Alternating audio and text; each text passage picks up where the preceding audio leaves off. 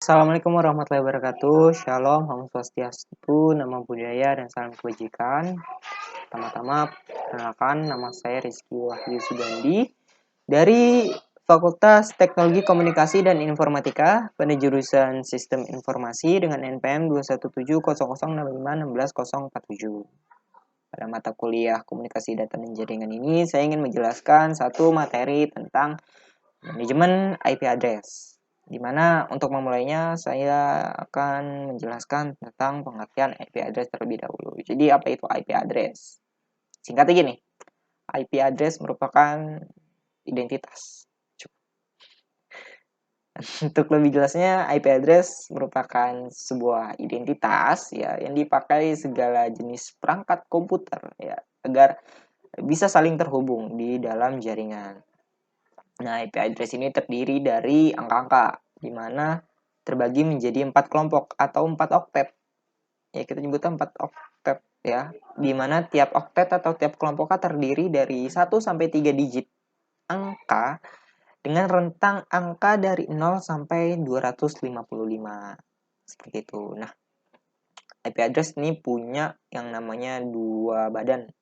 Kayak tubuh tuh punya ada kepala, badan, kaki gitu. IP address juga punya, tapi cuma 2, yang namanya network ID dan host ID. Nah, untuk network ID ini dia ada di 3 angka pertama di dalam IP address, sedangkan host ID ini berada di angka terakhir dari IP address. Gampangnya gitu. Apa sih fungsinya? Untuk network ID itu sendiri fungsinya ya untuk memberitahu di mana jaringan itu aktif. Sedangkan kalau host ID itu dia untuk memberitahu identitas perangkat di dalam jaringan. Analoginya gini, network ID itu bagaikan perumahan, sedangkan host ID itu nomor-nomor rumah di dalam perumahan itu. Gitu. Oke ya. Nah, penggunaan IP address itu luas sebenarnya ya. Makanya ada 2 jenis IP berdasarkan cangkupan wilayahnya, di mana ada IP private dan IP public. Untuk IP private biasanya dipakai pada jaringan lokal seperti jaringan LAN karena dia punya cakupannya yang memang kecil. Tidak dipakai untuk jaringan internet yang cakupannya luas. Tuh, contohnya apa? Kayak penggunaan telepon gratis di wilayah perkantoran, perusahaan, sekolah, hotel, atau suatu instansi. Nah, kalau untuk IP public yaitu IP yang punya cakupan wilayahnya cukup luas. Ya, seperti jaringan internet, jaringan global. Nah, itu bisa dipakai sama IP public. Biasanya IP public ini didapatkan melalui provider internet dulu nih, yang biasanya disebut sebagai ISP atau Internet Service Provider. Caranya mendapatkan IP public ini juga dibagi lagi nih, ada jenisnya, ada IP dynamic sama ada IP static. Nah, untuk IP dynamic ini dia IP yang sesuai namanya berubah-ubah ya. Karena pemakaiannya yang dipakai secara bergantian antar perangkat komputer. Sedangkan untuk IP static itu kebalikannya dari IP dynamic ya. Dia tidak berubah-ubah. Apanya sih yang berubah? Ya angka IP address-nya.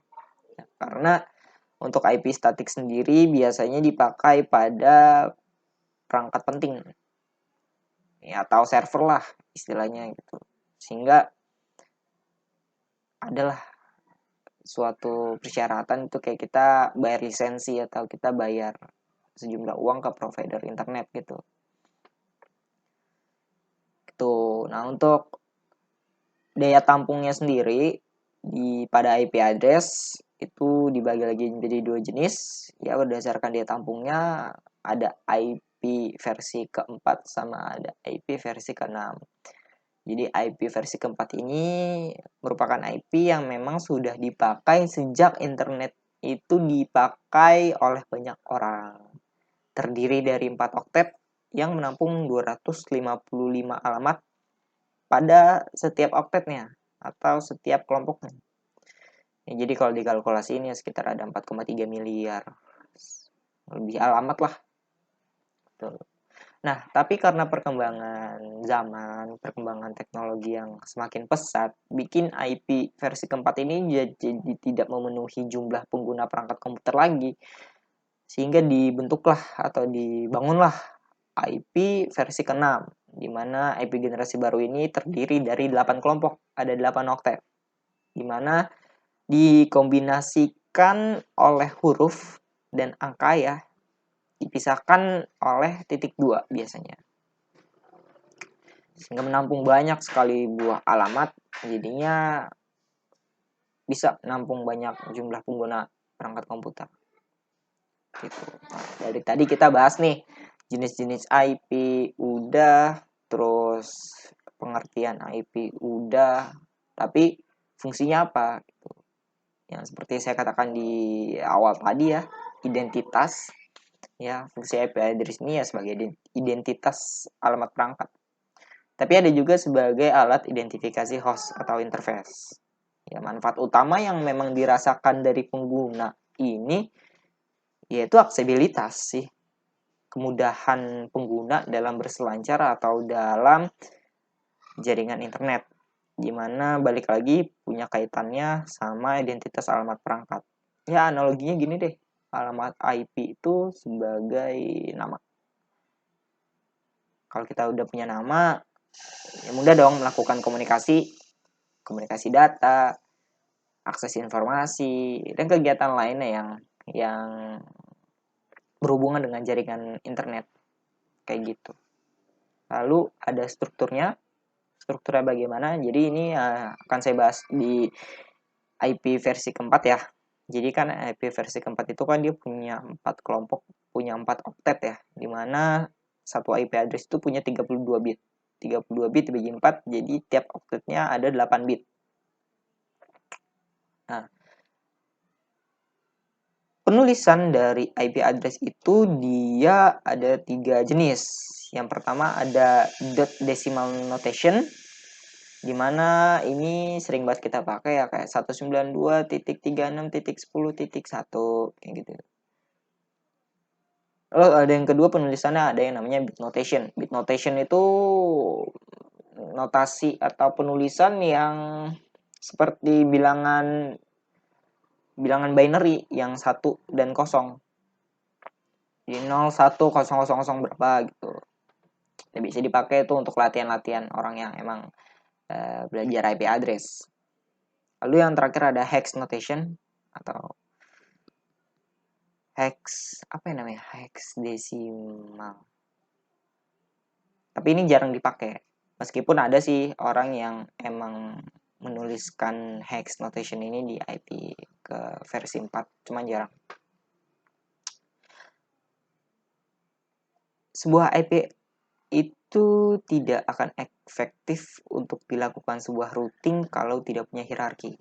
Tidak punya yang namanya bagan, tidak punya hierarki lah. Nah, di IP sendiri itu dia ada 2. Yang pertama ada 2 level hierarki dan yang kedua ada 3 level hierarki. Untuk 2 level hierarki, nah ini yang saya katakan di awal tadi ya, IP address-nya itu cuma memiliki network sama host. Sedangkan kalau untuk 3 level hierarki, dia ada network, ada subnet, dan ada host. Jadi ada penambahan di antara network dan host itu ialah subnet. Nah, IP address tuh didesain ya, dibangun, dirancang ke dalam beberapa kelas. Fungsinya apa? Biar lebih mudah aja disesuaikan sama kebutuhan. Jadi kebutuhannya apa? Kalau misalkan kebutuhannya untuk routing, daripada pakai kelas A mendingan pakai kelas D. Apa sih itu? Oke, jadi gini. Untuk pembagian kelas di IP address itu ada 5 ya. Yang pertama ada kelas A, kelas B, kelas C, kelas D, kelas E. Untuk kelas A sendiri dia itu bagiannya atau rangkanya itu terdiri dari untuk oktet pertama berisikan network, lalu oktet kedua ada host, oktet ketiga host, dan oktet keempat itu host. Ya pokoknya nilai networknya itu ada 8 bit ya. Jadi IP address di kelas A ini biasanya bisa kita sebut juga dengan IP per 8. Lalu untuk kelas B itu dia untuk oktet pertama network, oktet kedua network, oktet ketiga itu host, oktet keempat itu host. Jadi ada 2 network dan 2 host ya. Kalau kita perhatikan nilai networknya berarti ini bisa juga kita sebut dengan IP per 16. Kelas C juga sama penambahan. Untuk oktet pertama, oktet kedua, oktet ketiga itu diisi oleh network dan oktet keempat diisi oleh host. Kita panggil lagi sebagai IP per 24. Bisa. Lalu ada kelas yang D. Nah, kelas D gimana? Nah, itu dia untuk multicast routing ya. Jadi alamat multicast-nya itu nanti bakal dipakai untuk menyebarkan informasi routing. Pokoknya untuk kelas D ini dia emang patutnya emang dipakai pada kegiatan routing aja. Kayak gitu. Nah, untuk kelas E ini dia bukan nggak ada. Cuman dipakainya itu di masa yang akan datang. Tujuannya pun ya untuk saintifik gitu. Mungkin itu aja penjelasan materi tentang manajemen IP address ini. Mohon maaf kalau dalam penjelasannya masih terdapat kata yang tidak jelas atau kesalahan saya dalam menerangkan. Mohon maaf untuk itu. Sekian dari saya. Wassalamualaikum warahmatullahi wabarakatuh.